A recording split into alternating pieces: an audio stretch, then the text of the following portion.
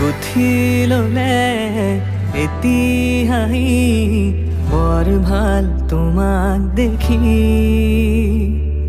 অ মোৰ মনৰ ৰাণী, এপিয়লা মৰম দিয়া ডুবি যাওঁ মৰম নদী। বুজি পাওঁ চকুৰ বাণী, অকল